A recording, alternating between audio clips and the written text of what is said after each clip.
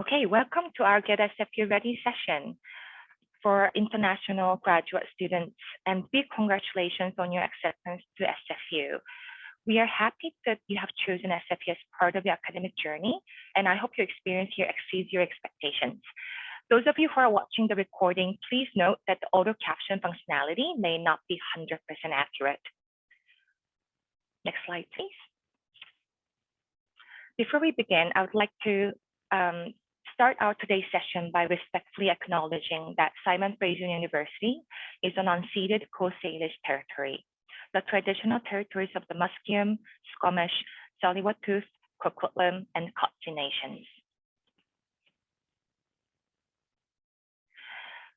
If you haven't seen this guide already, please check this out. This is a very useful resource for new international students, and we have a specific guide for international graduate students yourselves. And we have the 5 guides all tailored for the different pathway, and it includes downloadable checklists. So please check out our website to view the welcome guide tailored for your pathway and also the checklist. Now I'll pass on to Jitinder.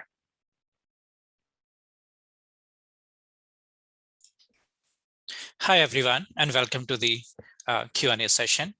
My name is Jitendra Sharma, and I am one of the International Student Advisor, Immigration Specialist working in the International Service for Student Office, or as we lovingly refer to it as ISS. And I'm very fortunate to be part of such an amazing team here at ISS. For Q&A part of today, my colleague Sophia would be moderating. When the Q&A begins, we will open the chat and you can ask your question via chat or using your mic. We will provide further instruction about the Q&A session later in the presentation. Now, with those disclaimers out of the way, let's move on to the next slide. So if you are looking to connect with an international student advisor for questions about your immigration documents, work eligibility, or medical insurance as an international student, you can reach out to us in a number of ways as mentioned on the slide. Okay. So if you see that, yes, Sophia, please, next slide. At ISS, we offer a range of services to help support your transition to SFU as an international student. You can see a list of what we offer on this slide. Essentially, we offer non-academic advising, anything to do with your temporary resident status or document as an international student in Canada. We have a team of 5 immigration specialists who are all regulated Canadian immigration consultant and are licensed to provide you advice about study permit, visa, on and off campus work regulations, and more. Next slide, please. So I thought it would be great to share some important concepts before I dive more into immigration content of our sessions.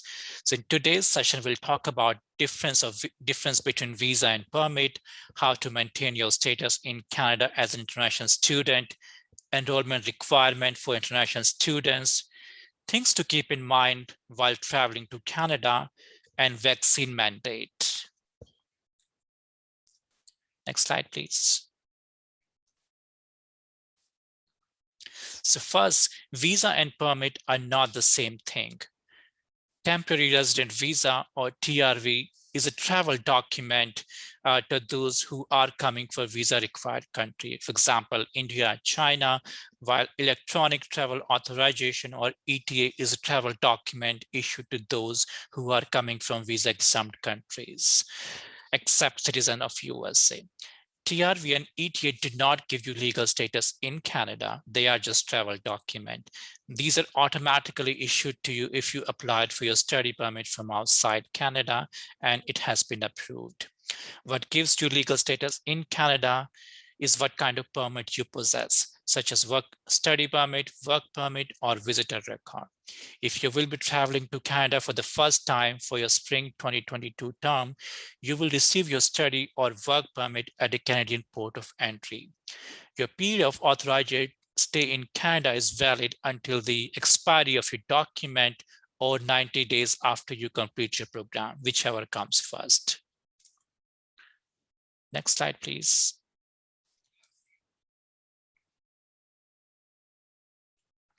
So here are a few things about study permit. First, you probably are aware that you must be holding a study permit for your all in Canada components of your program. Application must be submitted online to Immigration, Refugee, and Citizenship Canada. If you have not submitted your application, please do so as soon as possible. Now, as of today, November 15, the processing time for study permit application that have been submitted from outside Canada is 15 days. So it is recommended that you apply as soon as possible. For spring 2022, most of the courses will be offered in person at SFU. And even though for some of the courses that might be offered remotely, they will have in-person exams in Canada. So please make sure that you keep these things in mind before you start your program at SFU. Thank you. Next slide, please. So in order for you to maintain your student status in Canada, you must ensure that your permit remains valid at all times. This means that you may need to extend your or reapply for your study permit if they will expire before you complete your program. We recommend that you apply for study permit extension 3 to 4 months before it expires. I do want to note that extension can only be applied from inside Canada. So in case you're outside Canada and holding a study permit that has expired or going to expire very soon, you must follow the process for a new initial study permit application and wait for approval before you travel back to Canada. Next slide, please. It is also important to be aware of your obligation as an international student in Canada once you are here. In the next few slides, we will talk about these things to ensure that you are complying with the condition of your study permit. Next slide, please.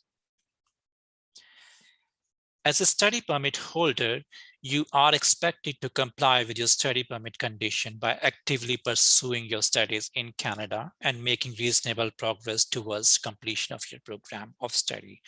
From IRCC perspective, that means you must remain enrolled in each academic term during your studies in Canada. For graduate student, that would basically means in every semester, since there is no scheduled break for graduate students. Next slide, please. Your study permit will also allow you to work on and off campus under certain circumstances. To work on campus, you must be enrolled full-time at SFU in the term you wish to work. Generally speaking, full-time for graduate students means 6 units, or it could be different depending upon your program. So I would recommend that you reach out to your program advisor and check what it means to be a full-time student for your program. You can find a full definition on our enrollment requirement website, a barcode of which is also shown on the top of the screen. In addition, you must hold a valid study permit, and that permit must include a condition printed on the document stating that you may accept work on and off campus. As per IRCC definition, on campus means that you can work at all buildings at SFU campus. And on campus employer can be following: school, faculty member, student organization, yourself, that is self-employment located in school, private business, private contract that provide on-campus services to the school. Next slide, please. To work off campus, in addition to being enrolled full-time and holding a valid study permit with work condition, you must be enrolled in a program at SFU that is at least 6 months or longer and leads to degree, diploma, or certificate. There is a limit to number of hours that you may work off campus. Generally, you may work no more than 20 hours per week, but you can work full-time during scheduled breaks. For graduate students, it means breaks between full-time terms, reading break, etc. You will also need to have a valid social insurance number also known as SIN, for any work you do in Canada. This number is used for tax purposes and required for your employer to pay you. If you have applied for your study permit outside Canada, please check the condition when it is issued at the port of entry to ensure there's a condition stating you can work and ask for it to be added if it's not there, provided you will be enrolled full-time. Without this condition, you won't be able to start working or apply for SIN. Next slide, please. If you are accepted into SFU Co-op program or Co-op is mandatory part of your program, then you would need a Co-op work permit to be able to work as a Co-op. For some of the graduate programs, Co-op is already mandatory part of your program. So when you apply for your study permit, you can apply for Co-op work permit at the same time. However, if you plan to do Co-op later in your program, then you would need to apply it separately when you are in Canada. Next slide, please. After you complete your SFU program, you may also be eligible for the post-graduation work permit of up to 3 years in length if you are continuously enrolled full-time in every term throughout your program, with the possible exception of part-time only in your final term. If receiving a postgraduate work permit after your studies is priority for you, please ensure that you maintain full-time enrollment in all terms starting from day one of your program, as we do see study permit, work permit refusal in cases where students do not meet the full-time requirement. On that admittedly very ominous note, we will now shift gears and talk a little bit about traveling to Canada. Next slide, please. So before I begin talking about traveling to Canada, I want to inform you that SFU has a travel and self-isolation guide available on our website. The self-isolation guide is approved COVID-19 readiness plan. It is a 5-part guide that will help you determine what you need to do before and after your travel to Canada. Even though it's 5 parts, I will only be explaining the first few parts today. So advisors are also available if you need support in completing the required isolation plan or help in understanding and using the information in this guide. Please do not hesitate to reach out to self-isolation support team at cares@sfu.ca. I also want to highlight that the assessment of whether and when the travel is unique to each student and situation. Please note that majority of courses for spring 2022 will be in person, and even for the courses that are available remotely, exam will be held in person, as I mentioned earlier. So please make sure that you make your travel plan accordingly. Next slide, please. Now to the rules.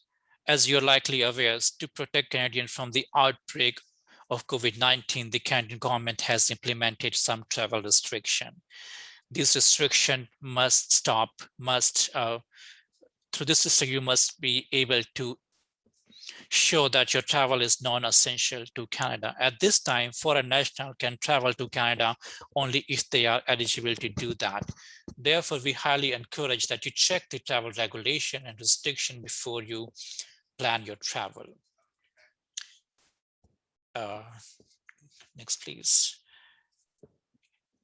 For international students who are coming to Canada to study at an approved DLI, which SFU is, we generally have their travel considered non-discretionary. If you plan to come to Canada as an international student, you may be able to enter Canada if you have valid study permit or have been approved for a study permit or a letter of introduction, and you are attending a designating learning institute DLI with COVID-19 readiness plan that has been approved by the province, such as SFU. If you are coming to Canada as an international student, it is also important to carry necessary documentation to show that you meet the requirement for entry and that you're coming to Canada to study. These documents include a valid study permit or letter of introduction, a valid letter of acceptance from SFU. If you are enrolled for courses, you should also carry your confirmation of enrollment from SFU as a proof that you are enrolled for spring 2022 term. You can access this letter from your GoSFU account. You must also carry a proof of valid medical exam. Please keep in mind that medical result exams are valid only for 1 year. So most of you might have gone for medical exam when you applied for your study permit. And if it has been more than 1 year by the time you will travel to Canada, please make sure that you book another appointment for medical exam and carry a receipt that prove that you have a still valid medical examination at the time of your travel. These are the documents that you would need to carry to show you meet the health requirement to enter Canada, including proof of pre-departure COVID-19 testing that must be taken within 72 hours of your scheduled departure and show proof of your negative test. Alternatively, if you previously had COVID-19, you may show positive result from a test taken between 14 and 180 days before. This was exempt you from post-travel testing requirement as well. Next slide, please. Even though the mandatory quarantine has been removed for fully vaccinated travelers, students are still recommended to have a valid quarantine plan at the time of their travel. This is because the final determination whether you would be exempted from quarantine will be made by the border service officer. In case they determine that you need to quarantine, then you must have a quarantine plan. There are also a few requirements all related to ArriveCan app, which is the Government of Canada digital tool to help travelers comply with border measures. You can download ArriveCan in your phone as well as via Apple Store or Google Play. I included the logo of ArriveCan at the top of the screen. All international travelers coming to Canada are required to use ArriveCan to submit their travel information before they can board the flight. You will need to provide travel and contact information, quarantine plan, and COVID-19 symptom self-assessment, and will need to be ready to show your ArriveCan receipt when seeking entry into Canada. Next slide, please. If an immediate family member would be coming to you to Canada, they don't need written authorization from IRCC as long as they are traveling with you and they would be planning to spend most of the time when you study in Canada. However, if a family member plans to join you after you arrive in Canada, then they must be eligible to enter Canada by meeting travel exemption, such as reuniting with a temporary resident in Canada. Next slide, please. Effective 15 July 5, 2021, fully vaccinated travelers to Canada are now exempted from quarantining requirement, 3-day hotel stopover, and day 8 of testing requirement. The keyword here is may, which means it is not guaranteed. So you may or may not be exempted. The final determination will remain at the discretion of the border officer. Next slide, please. What you mean by fully vaccinated? This means you have received full series of an accepted COVID-19 vaccine at least 14 days before your travel to Canada. The list of accepted vaccine is shown in the next slide. Next slide, please. So these are the 4 vaccines that has been approved in Canada. If you are vaccinated by any of those 4 vaccines, you would be considered fully vaccinated. Next slide, please. To recap, here is a table that summarizes the entry requirement for your travel to Canada during COVID-19. Generally speaking, your entry requirement will really depend on 2 factors, the date of your travel and your vaccination status. If you are fully vaccinated, you are still required to have pre-arrival testing. So this is required for everyone, irrespective of their vaccination status. Arrival testing, if you are fully vaccinated, it is not required unless you are randomly selected. If you are partially or unvaccinated, you will be required to go under arrival testing. Quarantine. If you are fully vaccinated, you may be exempted from the quarantine. However, if you are partial or not vaccinated, you would need to go for 14 days of quarantine. 3 days hotel stopover. So that has been eliminated for everyone, irrespective of your vaccination status. Day 8 testing. If you are vaccinated, you might be exempted from day 8 testing, but if you're partial or not vaccinated, you will need to go for day 8 of testing. Next slide, please. To recap, these are some of the changes that have been happening in the past few months for traveling to Canada. As mentioned earlier, 3-night hotel booking has been eliminated for all travelers after August 9, regardless of your vaccination status. Beginning 12:01 a.m. EDT on September 7, 2021, fully vaccinated foreign travelers are now eligible to enter Canada for discretionary or non-essential reasons such as tourism. Resumption of direct flight from India and Morocco have resumed. Starting November 30, 2021, 8 additional airports in Canada will accept international flight, bringing the total to 18. Next slide, please.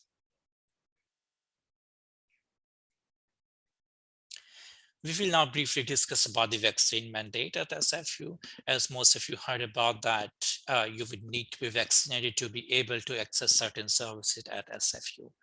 Next slide, please. So some of you might not be vaccinated and might be wondering if you would be able to receive vaccine in Canada. So everyone, irrespective of their status, would be eligible to receive vaccine in British Columbia or Canada. Next slide, please. So even the vaccination is not mandatory to attend in-person classes at SFU, vaccination is required to access non-essential activities, including living on SFU residences. So as a proof, you should be able to show BC vaccine card plus one piece of government issued ID or SFU ID to demonstrate that you are fully vaccinated. Next slide, please. If you're vaccinated outside of Canada, is it possible to apply for a BC vaccine card from outside Canada? So unfortunately, you need to be in BC to be able to apply for BC vaccine card. If you would like to apply for BC vaccine card, you would need to have personal health number or PHN. Generally, when you are eligible for the government medical coverage or MSP in BC, you will receive a PHN number along with that. However, you will be eligible for that 3 months after you arrive in BC. In the meantime, you can call at this number and ask for temporary PHN number that will allow you to apply for BC vaccine card. For more information, you can check this barcode given in this slide. Next slide, please. All the SFU students are required to declare their vaccination status via Thrive Health website. So as of now, as a proof, they are only accepting BC vaccine card. So please make sure that you apply for BC vaccine card as soon as you arrive in Canada. It might take 1 to 2 weeks before you receive your BC vaccine card. Once you receive the card, you can update your status on this website by uploading the picture of the BC vaccine card. Next slide, please. So beginning October 30th, the government of Canada has introduced some measure when it comes to traveling to Canada. So if you want to travel in Canada domestically, or if you would like to take a plane to another country from one of the Canadian airport, you must provide proof of vaccination. So that is required for all air travel, rail travel, or sea travel.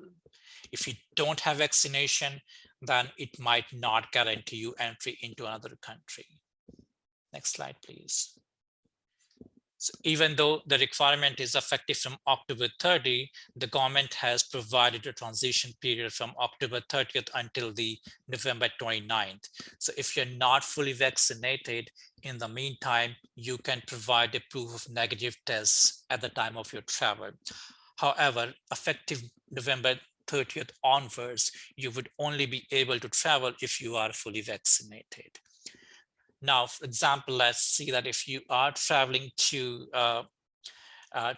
Canada from overseas and If you're not vaccinated, you would be able to take connecting flight to, let's say that you're coming to Toronto and from there you are taking connecting flight to Vancouver, you would be able to take the direct transfer flight as long as the layover is not more than 24 hours and that your pre-entry test is still valid. Next slide, please. Just to leave you with few helpful tips. So apply for your study permit as soon as possible if you've not done so. Monitor Government of Canada website for any updates, as there could be new updates very frequently regarding travel. Visit our website for resources. As Hannah mentioned in the beginning, there are a few welcome guides that you might find very useful when planning your travel, etc. And please feel free to connect with us if you have any questions. Next slide, please. So again, these are the few ways you can connect with us. You can meet us in person. You can connect with us virtually through live chat, Zoom appointment, or drop-in times. You can email us, intl_advising@sfu.ca. You can call us and leave us a message, etc. Slide, please.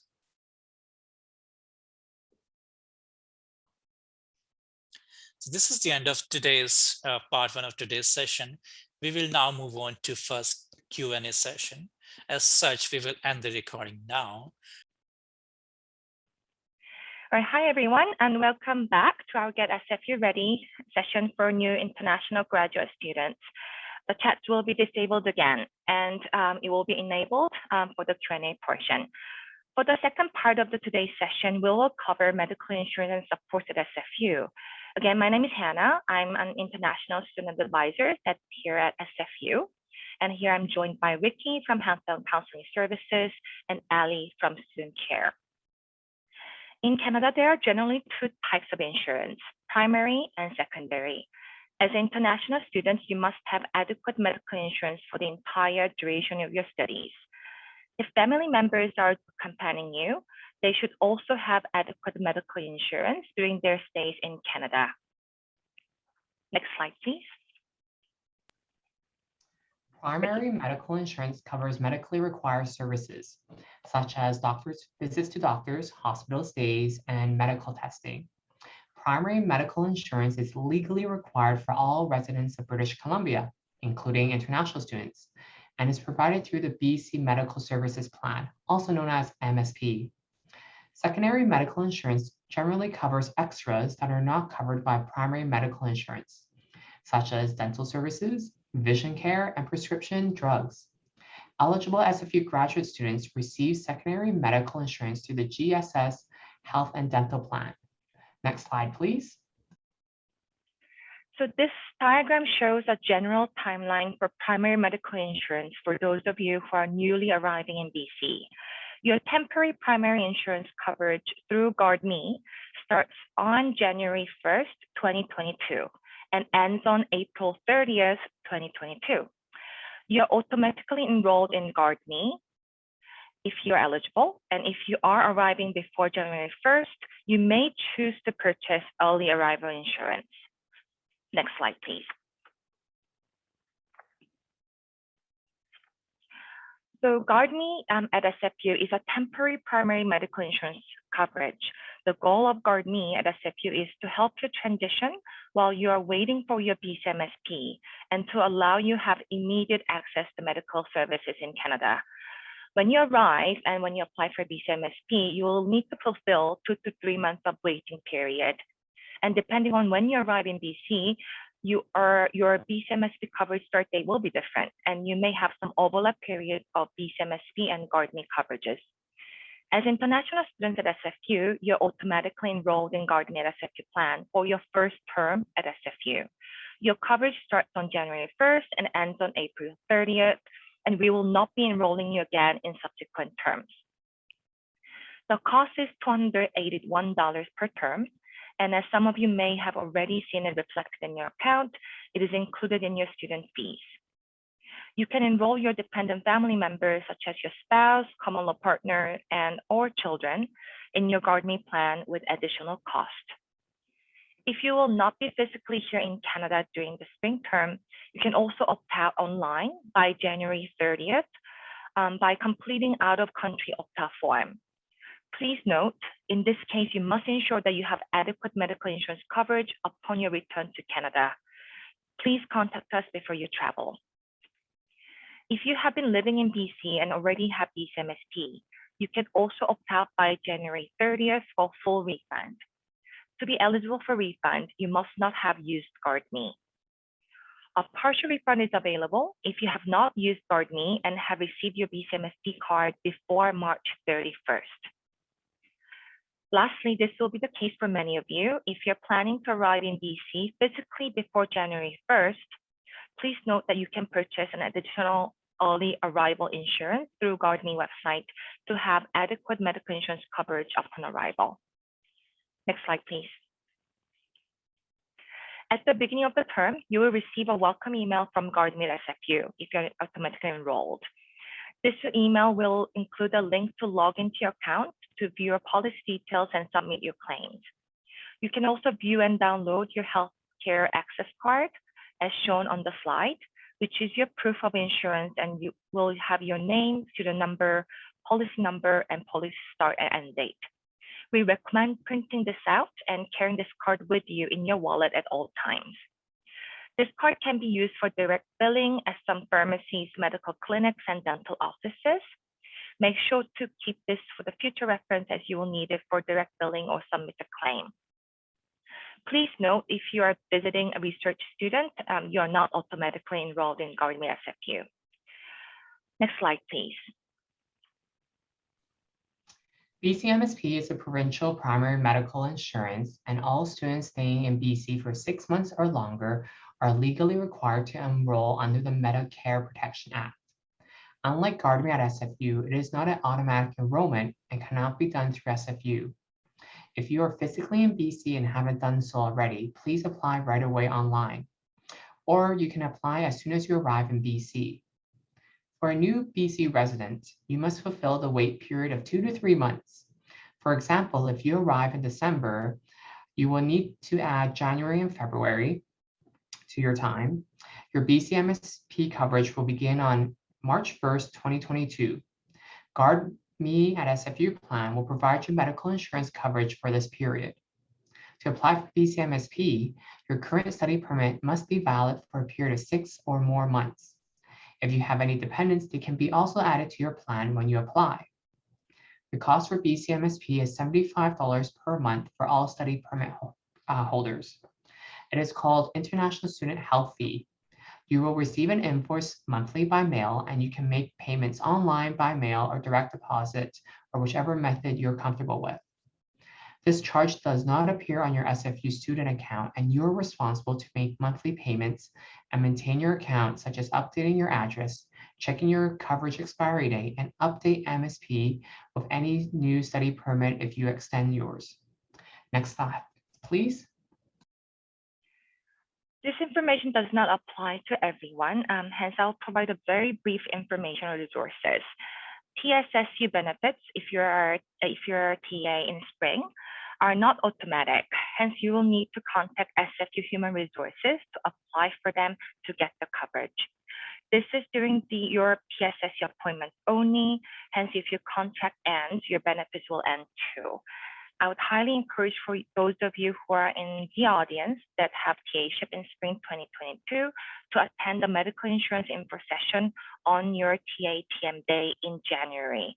And also check out the International TA Medical Insurance website and SFU Human Resources TSSU website.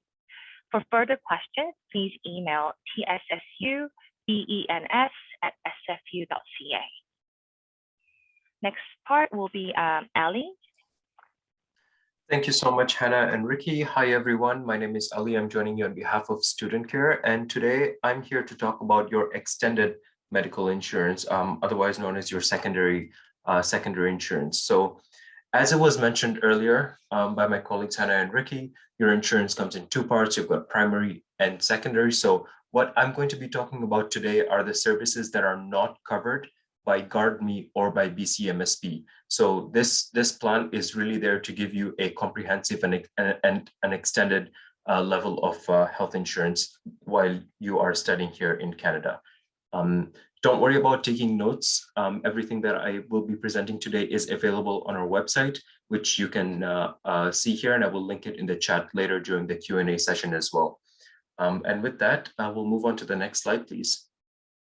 So yeah, as I mentioned, extended health and dental coverage will fill in those gaps that are not covered by provincial healthcare and other basic healthcare programs such as GuardMe.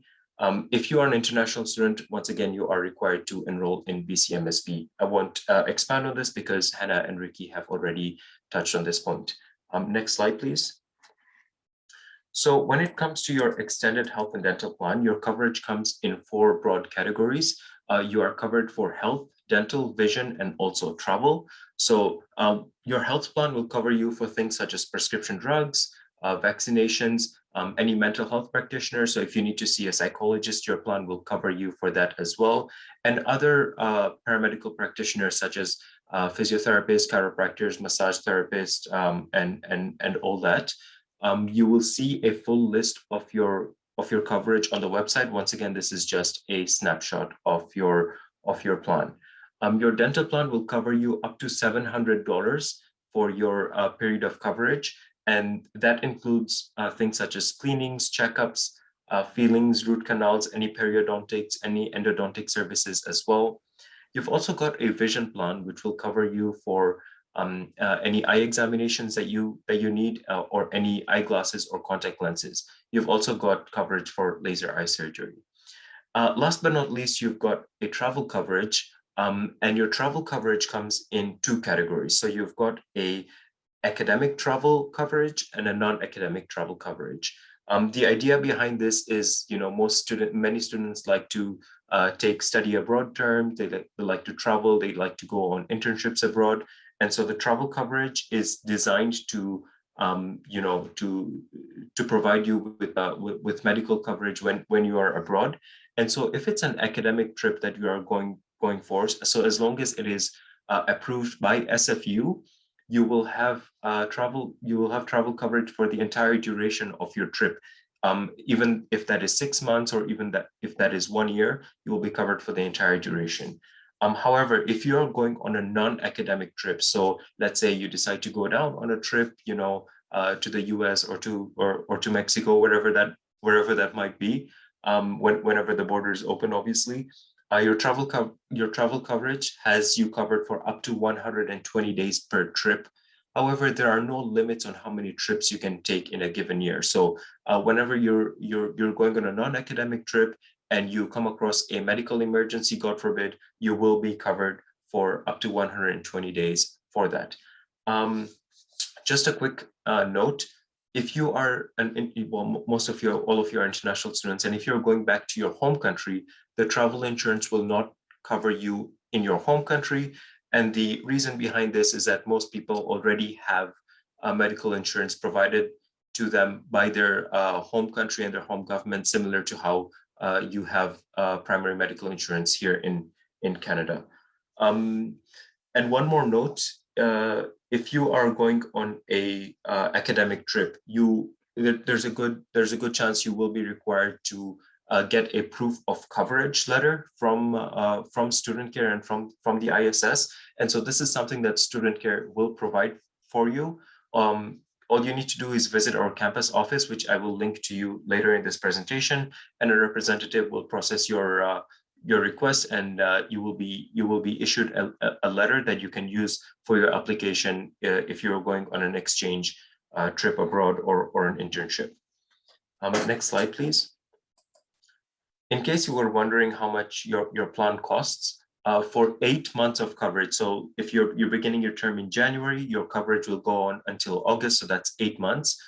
It's going to cost $310. You don't have to worry about paying this. This is something that you are automatically covered for, and it is built in your tuition fee statement. However, it's not a bad idea for you to check your tuition fee statement to see and verify that you are indeed covered by this plan. So $310 is a combined health and dental plan fee. There is a health portion and a dental portion breakdown, as you can see on the screen over here. you also have an opportunity to enroll your family members. So either your spouse or your children as well for an additional cost, as you can see on the screen over here. This is not automatic, so there will be a period in January for you to make any changes to your plan, to opt in or to opt out any family members into your extended health and dental plan. And so if you look at your tuition fee statement to verify that you are indeed covered for secondary or extended medical insurance, you will see a breakdown of the health plan and the dental plan for $130 and $179 as seen on the screen over here. Next slide, please. And so, as I mentioned earlier, your coverage will begin on January 1st next year and will go on until August 31st next year. Following that, you will be automatically covered starting September 1st if you are still an eligible student. Next slide, please. So this is an important date for you to keep in mind. It's called the change of coverage period. And for the spring term, so if you're beginning your term in January, the change of coverage period will start on January 4th and will go on until January 21st. And the change of coverage period will allow you to do a couple of things. First, it will allow you to opt out of the plan. So let's say if you already have secondary medical, extended medical insurance provided to you either by your employer or through your spouse, or through your parent or through the TSSU, whatever that may be. If you already have extended medical insurance and you feel that that is sufficient for your needs, obviously you're welcome to opt out of this plan and you will receive a full refund of this into your tuition fee account. And so the process for opting out is simple. You just need to go to the website, studentcare.ca. You will be able to upload a proof of alternative coverage. So just a letter or a policy document from your alternative provider, and Student Care will be able to opt you out and provide you a refund for that. The change of coverage period will also allow you to customize your plan. So let's say you want to opt out of the health plan, but you want to keep the dental plan, or the other way around, you want to keep your dental plan and opt out of your health plan. This is something that you can do during the change of coverage period, and you will receive the respective reimbursement for your opt-out. You can also enroll your spouse or dependents into your plan for an additional cost, and this is something that you can do on the website as well. It's a simple, quick process. Last but not least, change of coverage period will allow you to combine your benefits. So let's say you are already covered by your employer's plan or by your spouse's plan for your extended medical insurance. However, you don't think that plan is sufficient for your needs and you would still like to keep your GSS, your student plan. You can actually combine your two plans into one mega plan, if you will, and get an enhanced level of coverage. And so the change of coverage period will allow you to do that. So just keep in mind all these changes and all these customizations to your plan you can start doing between January 4th and January 21st of next year. Next slide, please. Now I'm going to talk about a couple of ways in which you can submit any claims that you make that you need to make under your health and dental plan. Next slide, please. So there are a couple of ways in which you can do that. The simplest way and the most convenient way is the PayDirect card. So similar to the Access card that was spoken about earlier, the PayDirect card is a physical copy of your card that you can actually get from the Student Care office in the Student Union building, or you can access a digital copy of that from our website and you can download it, you can print it out, you can keep it in your wallet. So whenever you need to go to the dentist or the pharmacist or the massage therapist, whatever benefit you are accessing, the PayDirect card will allow your provider to bill the insurance company directly instead of billing you upfront and then you having to submit a claim manually through our website. So I always recommend our members to have the PayDirect card handy to access it whenever they need to, and keep it handy with you, and use that as a first option for accessing your benefits. So if you go to a provider, and some small providers most likely do not have a direct billing system with the insurance company, they will most likely bill you upfront, but that's nothing to worry about. As long as you have all the receipts with you, you will be able to submit a manual claim through our website or the mobile app. And so the mobile app is available to you on the App Store or Google Play, whichever device you use. It's a simple process of simply taking a picture of your receipt and uploading it on the app, and the app will start processing your claim. You will receive either a check in your mail, or if you sign up for direct deposit, that is something you can do from the mobile app as well. You will receive a direct deposit for your reimbursement into your bank account. The mobile app will actually also allow you to access a digital copy of the PayDirect card. So for whatever reason, if you have lost your PayDirect card or you don't have it handy with you, you left your wallet at home and you have your phone on you, you can simply access your PayDirect card from the mobile app. And the mobile app will also allow you to access your travel coverage. So if you need to, if you're on a trip abroad and you need to very quickly look at what your travel coverage entails, the mobile app will enable you to do that. And then the most traditional way of submitting claims is through an online form. All these forms are available on our website. You will be able to print it out, submit it, fill it out manually, and send it via mail. Obviously, this is a little bit of a slower process, but if you choose to take that route, that option is available to you as well. Next slide, please. Now I'm going to talk about student care networks.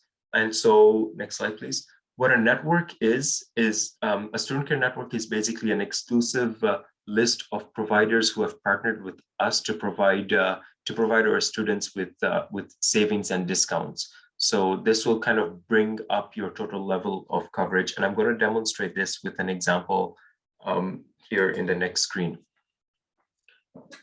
Next slide, please. So this is a sort of an example of how a dental network would function. So when it comes to your insurance plan, you're covered for 80% for all services such as preventative, extractions, and basic services. You can see a breakdown of this on the screen and our website as well. However, if you go to a dentist who is part of the savings network, they will provide you an additional 20% discount, and this will bring your total coverage to 100%. And so at the end of the day, you would not be paying anything out of pocket.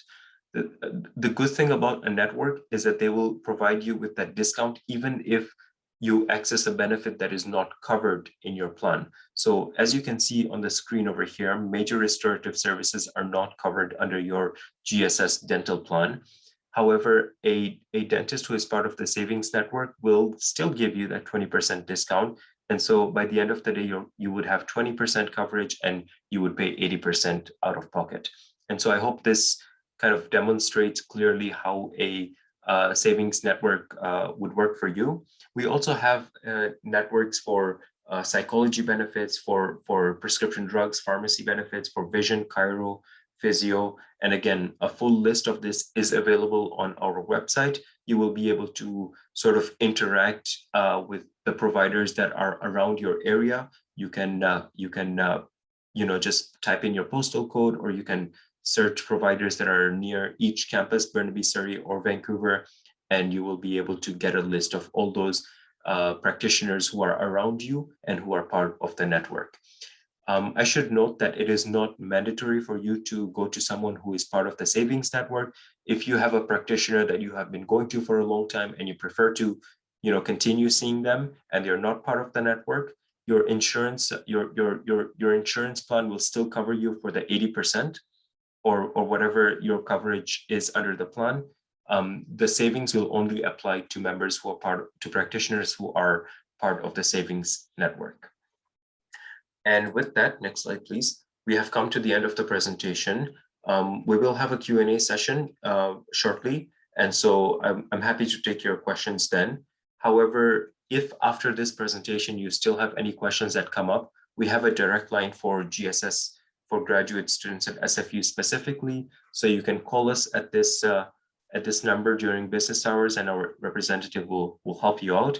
And as I mentioned earlier, we also have a campus office at the Student Union building, that is the Burnaby campus, in room 2301. So if you need to access a physical copy of your PayDirect card, if you have any questions that come up during your semester, or you need to get a copy of your proof of travel coverage so that you can apply for an exchange, a study abroad, an internship.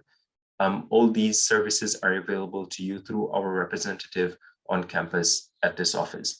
I've also linked to you the Student Care GSS homepage. So please go to this link, take a look at your benefits and plan ahead, and just prepare yourself for any medical services that you might need to access during your semester.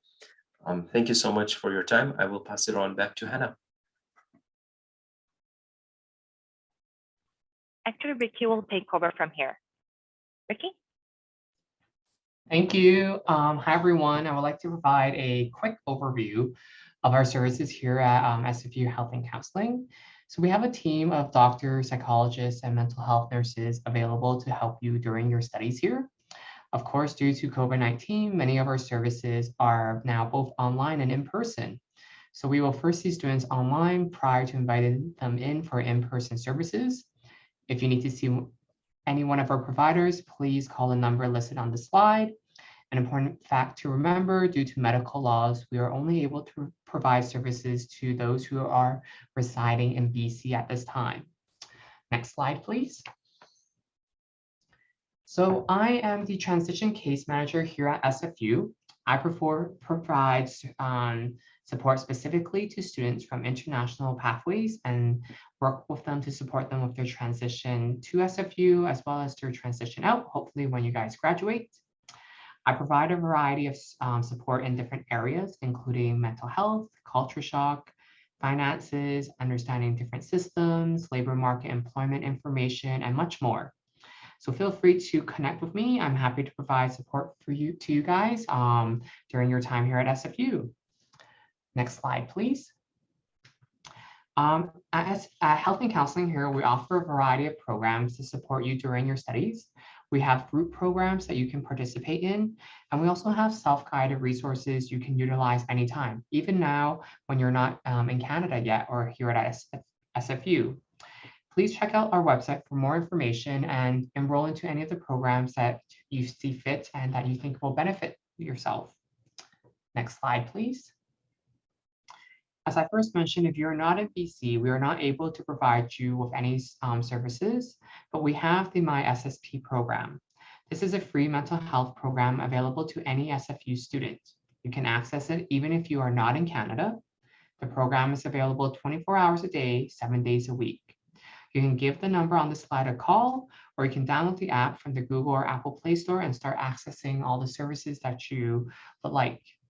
Thanks for listening to me. Now I'll return it back to Hannah. Thank you, Ricky and Ali, for another informative presentation on medical insurance and services.